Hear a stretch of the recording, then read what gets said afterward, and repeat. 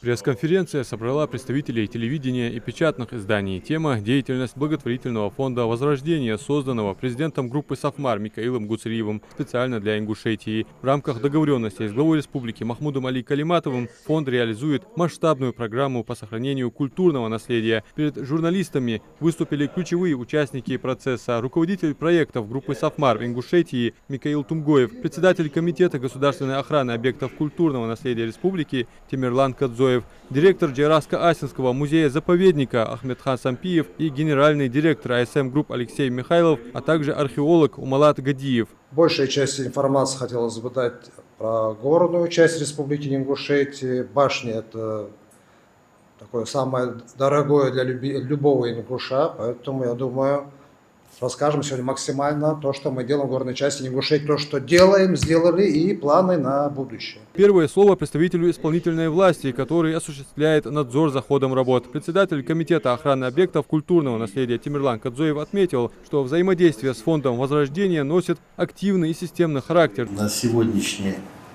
день, на этот год у нас предстоит провести работы на 8 комплексах. Проекты по ним разработаны, согласованы комитетом. Из-за погодных условий строительный сезон немного сдвинулся, но сейчас, как подчеркнул Кадзоев, комитет получает заявления на выдачу разрешений, проверяет документы в ускоренном режиме. Можно говорить, что сезон 2026 начался. Говоря о сложностях, спикер отметил, там, где ведется деятельность, вопросы возникают всегда, это нормально, но все решаемо в рабочем порядке. Микаил Тумгоев подробно объяснил журналистам процедуру запуска реставрационных работ на башнях. Сначала сотрудники фонда «Возрождение» и специалисты АСМ Групп выезжают на объекты, и проектировщики, архитекторы определяются башни. Выбираем те объекты, которых собираемся, допустим, на этот год реставрировать. После этого делается проект. Проект согласовывается с Минкультом Российской Федерации. И в дальнейшем уже выходит подрядчик, ознакомливается с проектом, выходит на объект. Но это не означает, что подрядчик делает, что хочет. На всем протяжении его контролирует технадзор из штаба фонда, авторский надзор АСМ Групп, а также Джейраско-Асинский заповедник и комитет культурного наследия периодически выезжают с проверками. Не просто подрядчик прошел, сделал, сдал объект и ушел. И также бывают общественники, которые приходят на эти объекты, проверяют. Если есть замечания, мы готовы всегда встречаться, слушать и совместно выносить какие-то решения. На вопрос о том, как происходит выбор башни для реставрации, последовал интересный ответ. Представители тейпов родовых обществ обращаются к президенту группы «Сафмар» Микаилу Гуцериеву с просьбой отреставрировать их башенные комплексы. Это живая связь поколений. Люди хотят сохранить память предков, и меценат идет им навстречу. Михаил Сарабекович подписывает эту бумагу, отправляет нам. Мы уже командой выезжаем. Если, допустим, там в комплексе 10 объектов, то все, что ниже там 1,5 метра, 2 метров, это будет консервация. Все, что выше 1,5-2 метров, мы будем отстраивать. То есть, грубо говоря, если стоит там 10 башен, было, 5-7 мы восстановим, 3-4 башни там мы оставим и законсервируем. Бывает, что в процессе работы вскрываются неожиданные конструктивные особенности, которые требуют корректировки решений. То есть, если мы придем сегодня все 10 из 10 поднимем, но тогда мы не оставим людям, не дадим информацию за сотни лет, как они разрушились. То есть, они должны видеть, как годы разрушили эти башен и тех, которые мы сегодня восстановили, как они изначально выглядели. Коллеги, есть вопросы? Адам Мережков, корреспондент радиокомпании «Магаз». Михаил, вам вопрос. Как налажена работа с органами власти? Нам очень сильную поддержку дает глава республики Махмуд Али Макшевич Калимат. У нас с ним связь 24 часа в сутки. У меня есть его мобильный телефон, у него есть мой мобильный телефон. Если какие-то вопросы возникают, допустим, нужна их помощь, его помощь, или председателя правительства тоже на связи 24 часа в сутки. И с многими министрами всегда на связи, поэтому есть какие-то вопросы. Я не могу решить на каком-то уровне, то или председатель правительства, или глава республики всегда идет нам навстречу, помогает и решает возникшие вопросы. Но это очень редкий случай, когда мы обращаемся к главе. На уровне министерства или комитета мы решаем в основном 90% вопросов. Директор Джейраско-Асинского музея-заповедника Ахметхан Сампиев поделился наблюдениями. По его словам, ситуация в горах кардинально изменилась. Он выразил благодарность Микаилу Гуцериеву за своевременную идею восстановления и спасения объектов культурного наследия. Процесс разрушения башенных комплексов, по словам Сампиева, удалось приостановить. 2 года назад поехал один башенный комплекс, стена стояла, вот недавно поехал, эта стена уже разрушена. И иногда даже некоторые башни, которые хочешь проверить, посмотреть, что как уже путаешься, потому что вид их не изменился. Эти работы нужны. И хотел бы поблагодарить как раз благотворительный фонд «Сафмар», что эти работы начались в горах, и что этот процесс разрушения башни приостановлен. Корреспондент ГТРК Ингушетии адресовал вопрос археологу Умалату Гадиеву, есть ли находки при реставрации старинных башен. Ответ оказался фундаментальным. За последние несколько лет при поддержке фонда Возрождения получены уникальные научные результаты. В прошлом году в Тумги при раскопках жилой башни обнаружили не только средневековые слои, связанные с жизнью обитателей, но и после вскрытия каменного пола наткнулись на мощный культурный слой толщиной до 2 метров. Там выявились фрагменты керамики очень ранних форм, а главное – каменный нож, который уже стал достоянием общественности. По этому поводу проводились консультации со специалистами по эпохе палеолита. Это была незаурядная находка, необычная находка. Вот. И оказалось, что этой находке около 5000 лет. Вот, собственно говоря, и керамика, которая сопровождала эту находку, она тоже показывала ранние позиции, ранние формы. Чернолощенные, тонкостенные, блестяще выполненные керамика, ранних форм.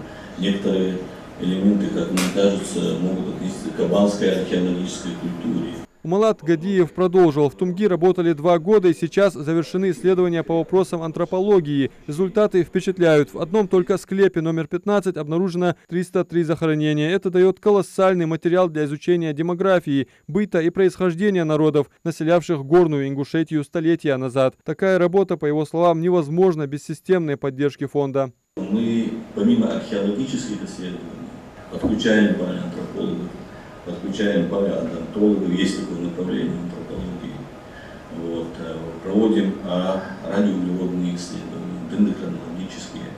Вот сейчас, здесь и сейчас у нас в одной из западных лабораторий находится порядка 10 образцов из нашего исследования прошлогодней горной Ингушетии. Слово взял генеральный директор АСМ Групп Алексей Михайлов. Его компания – ведущая петербургская архитектурно-реставрационная организация, специализирующаяся на комплексном проектировании и сохранении объектов культурного наследия, исторических зданий и храмового зодчества. АСМ Групп обладает лицензией Министерства культуры России. Сотрудники имеют государственную аттестацию. На счету компании свыше 1,5 сотен реализованных объектов по всей России и за рубежом. Алексей Михайлов рассказал, перед проектированием отбирают пробы раствора, исследуют остатки древесины, устанавливают шурфы, чтобы понять глубину завалов. Проект включает архитектурные и конструктивные решения, методики реставрации, перечень необходимых материалов. На некоторые комплексы проектные изыскания длятся около года. Прежде всего, комплекс исследовательских работ, на основании которых составляется проект по реставрации. Главный редактор журнала «Наши лица» Ибрагим Курскиев задал вопрос, касающийся башни своего рода. В 1994 году, с его слов, произошло обрушение нижней части. Таиб тогда собрался и провел реставрацию своими силами, к сожалению, с применением цементного раствора. 5 лет назад на башне снова появилась необходимость в реставрации. Журналист спросил, как фонд Возрождения будет подходить к этому объекту. Надеюсь, что у вас есть проект, да, хоть в каком-то виде, что он взят и согласован, да, в управлении в предыдущем или в комитете. Иначе у подрядчиков разрешений нету, да, на реставрацию башни. Хочу объяснить, как все происходило. Да? То есть собрался Таиб, да? Собрали определенную сумму денег, закупили цемент, разобрали все эти камни, которые там лежали, да, и начали строить по фотографии. То есть, наверное, в то время, в 94 году, какое там разрешение было, нам всем ясно, да, как это происходило. Не только наши башни, да, таких башен у нас в горах очень много. То есть в разные времена, разные тейпы, свои башни как бы доделывали. Если ее отреставрировали, она стоит сегодня, она разрушилась? Нет. Нет. Пусть она стоит, потихоньку разрушается. Ей недолго стоять. пару десятков лет она разрушится, и уже другое поколение людей, которые придут, ее построят под ним. Сегодня, ломая этот камень, кирка, молоток, да, можно какой-то урон нанести. Это мое мнение. То есть, если бы это касалось меня, я бы ее не трогал.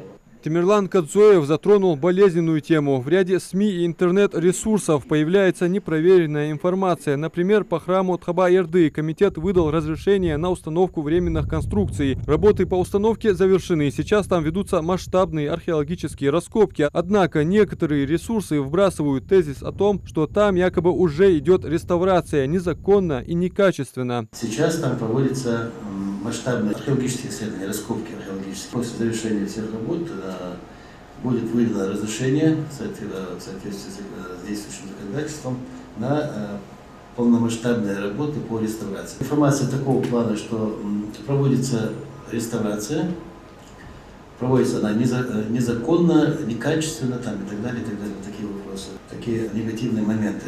Не без этого. Да, Хватает сбросов. Сбросов хватает, но в любом случае то, что мы видим, то, что мы знаем, мы говорим, там, предстоят вот эти работы реставрационные, они пока не начались. Темирлан Кадзоев подчеркнул, работы согласованы и проводятся под эгидой Министерства культуры России. Эту тему продолжил Микаил Тумгоев, отметив, что в регионе находятся недоброжелатели, которые хотят навредить.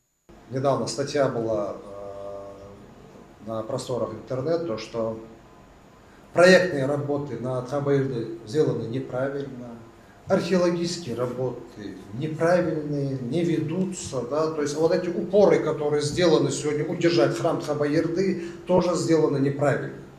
Это все неправда. Это все делается по разрешению Минкульта Российской Федерации. Проект там сделан правильно, археологические работы там ведутся правильно. Если бы это было все неправильно, вот эти надзорные органы нам не дали бы разрешение на эти виды работ и не давали, если бы они были бы неправильно, то наши работы были бы приостановлены. Поэтому просьба к жителям не слушать и не читать эти сбросы. Если какие-то вопросы возникают, мы здесь находимся, в любое время готовы ответить. И мы, и представитель государственных органов готовы ответить на любые возникающие вопросы. Далее последовал вопрос о достаточности ресурсов и специалистов. Насколько вам хватает ваших сил, ресурсов, в том числе и научных, есть ли необходимость привлекать кого-то извне? Нам сегодня достаточно хватает того ресурса, который у нас есть. Если мы в чем-то будем нуждаться, Михаил Сарабекович всегда готов нам помочь. То, что касается привлечь специалистов из других регионов, да, это тоже читал средства массовой информации в сетях, в частности касалось грузин, привлечь других государств, чтобы они помогали нам в той же работе по реставрации храма. Грузины в свое время в 1968 году делали реставрацию на этом объекте. Спасибо им большое, они спасли этот храм, и сегодня он до нас дошел, какой он есть. Да, он сегодня разрушился. Ну, рушится имеется в виду, но еще раз говорю, ни в коем случае не умаляю работу грузин, большое им спасибо. Сегодня у нас есть свои специалисты, хватает сегодня в республике, у нас порядка 7 подрядных организаций, они уже имеют опыт. Да, в 2023 году, когда мы сюда пришли, начинали эти работы делать, то есть у нас была одна подрядная организация, Бахарсиева, которая умеет делать работу. Сегодня у нас 7. И в том числе помогла школа каменщиков, которая выпустила порядка 60 специалистов по каменным работам. Поэтому мы сегодня не нуждаемся в сторонней помощи. Но мы готовы сегодня встретиться, послушать, обсудить, неважно, это будут грузины, абхазы это будут, чеченцы будут или другие национальности будут. Мы готовы всегда встретиться, обсудить, послушать их предложения.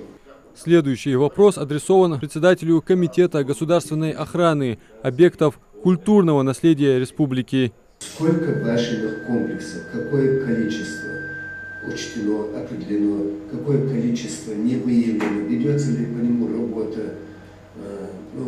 Каждый житель знает свой башенный комплекс, но разные цифры там у людей на устах, там от 2800 до 3000, до 4000. Сколько ориентировочно хотя бы к процентным отношении сегодня выявлено и ведется ли ли работа по выявлению остальных башенных комплексов? На сегодняшний день на территории Республики Ингушетия порядка 4100 объектов культурного наследия. Буквально вот последние несколько дней по заявлению ASM Group, вот надо признать, что ASM Group занимается, помимо проектирования, мы все это знаем, помимо проектирования, они занимаются актуализацией и инвентаризацией объектов культурного наследия горной части Ингушетии.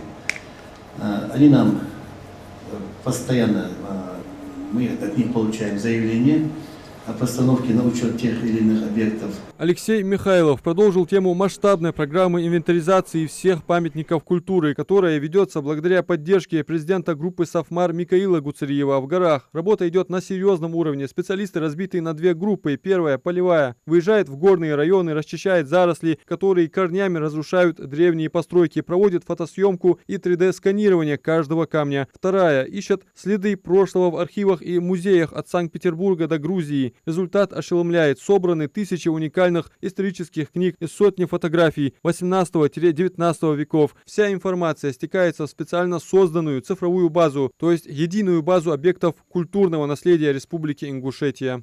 Я с уверенностью могу сказать, что по окончании этой работы мы выйдем на общую цифру 8 или 9 тысяч объектов культурного наследия в Ингушетии. Это раз. Значит, на сегодняшний день мы подали, я уточню, 2394 заявления о включении объектов в реестр. И комитет стал ставить, как сейчас было озвучено, десятки уже объектов в реестр. В самом деле встречаются совершенно неожиданные и уникальные вещи. Да, вот мы обнаружили основания, так скажем, да, там уже цельных построек нету, 3 комплекса, которые в принципе были неизвестны, да, мы это увидели. Яркий пример такой работы – башенный комплекс Хули, или на русском Гули. Ранее там значилось 18 объектов, 1 боевая башня, 8 жилых и несколько склепов. После тщательной работы специалистов ASM Group картина радикально изменилась. Обнаружены не 1, а 3 боевые башни, считавшиеся уничтоженными еще в середине 19 века. Не 8, а 33 жилые башни. Общее число объектов выросло с 18 до 56 и более 150 древних стел с захоронениями. Такая паспортизация критически важна. Понимать, сколько у нас объектов и в каком они состоянии, основа для планирования работы на десятилетия вперед. Каждый объект фотографируется, сканируется до каждого камня. И вся эта информация будет ложиться на электронный носитель. И неважно, пройдет 10 лет, 50 лет, 100 лет, любой человек откроет компьютер, наберет там нужный сайт, и на этом сайте будет вся информация о любом башенном комплексе, который находится в Ингушетии, и как он выглядел там, 20 лет или 50 лет назад. В завершении пресс-конференции Микаил Тумгоев поделился итогами масштабной беспрецедентной программы по благоустройству мест захоронений, которая меняет облик городов и сел с 2023 года. Программа инициирована и полностью финансируется президентом группы Сафмар Микаилом Гуцериевым в рамках договоренностей с главой Ингушетии Махмудом Али Калиматовым. С 2023 года отремонтировано, благоустроено 94 кладбища. И 26 год, на 26 год осталось порядка 15 кладбищ. Итого 109 кладбищ мы закроем конец 26 года. Закроем, имеется в виду, сделаем ремонт и благоустройство. И остается там несколько десятков кладбищ, это в горной части Республики Ингушетия. И с 27 года уже начнем непосредственно там проводить ремонтные работы. Адам Мережков, Хасан Евлоев, Магаз 24.